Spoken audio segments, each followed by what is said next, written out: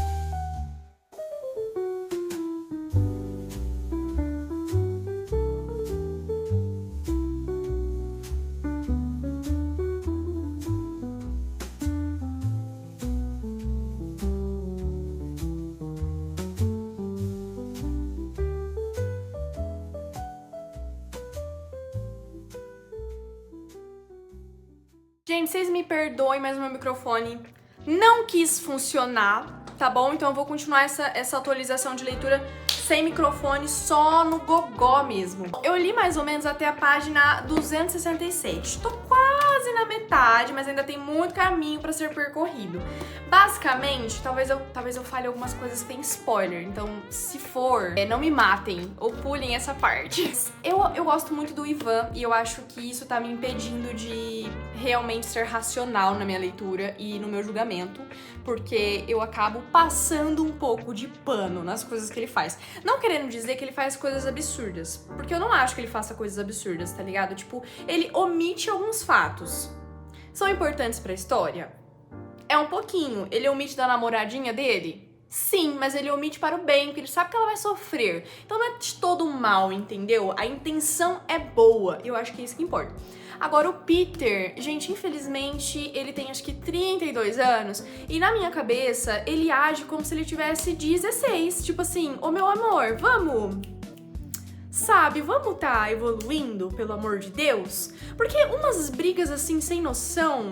Ai, umas reflexão que eu já tive quando eu tinha 12 anos, eu fiquei assim, nossa, meu amigo, que triste, né? Mas eu acho que eu também tô pegando um pouco pesado com ele, né? Ele também sofreu ali, é o irmão mais velho, viu o divórcio dos pais e tal, mas, ai, não sei. E eu lembro que no começo do vídeo eu falei pra vocês que eu tava lendo Emília Del Valle, Intermezzo e A Condição Humana, né? Acabei A Condição Humana. E deixa eu te falar... Eu achei um livro bom, assim, a escrita foi um pouquinho complicada, acho que pela época que foi escrita, acho que o livro é publicado acho que em 1930, então faz uns anos aí, sabe? Daqui a pouco vai fazer 100 anos, então tem uma diferença bem considerável pra língua que a gente conhece hoje em dia. E nessa história a gente acompanha vários personagens, então não é só uma pessoa. E aí desses personagens eu criei um apreço muito maior por dois, que seria o Chen e o Qiu. O Chen, ele é o tipo de pessoa meio terrorista vibes. Ele é tipo assim, vida louca. Ele não tá nem aí, não. Ah, eu vou jogar uma bomba comigo mesmo, não tô nem aí, vamos viver. E o Kyo, por sua vez, ele é muito mais racional. Ele é muito mais centrado, muito mais calmo. Ele, assim, se expressa só quando acha necessário, pra falar a verdade. Eu gostei muito desses dois. E eu gostaria muito mais que a gente tivesse tido mais tempo de tela, mais tempo de vídeo, assim, mais tempo de livro deles, sabe? Eles têm interações, mas eu gostaria de ter visto muito mais do que só as que eu vi, sabe? Eu acho que eles são personagens muito interessantes e muito mais densos do que eles realmente parecem ser. Então eu gostaria de ter tido um pouco mais de história deles, história pessoal mesmo. Porque eu acompanhava o Chen e o Kyo e eu lia com muita vontade, tipo, caraca, que da hora. E aí eu pulava pra outra página e eu tava acompanhando um político que tava reclamando da vida e eu ficava, nossa, meu parceiro, que problemão, hein? Basicamente, essa é a minha atualização do momento. Eu pretendo terminar Intermezzo o mais rápido possível, porque eu quero muito ver o que vai acontecer, eu quero muito ver qual fecho que a Sally Rooney vai fazer nessa história, porque no momento eu não tô conseguindo visualizar como que ela vai fechar esse livro de chave de ouro.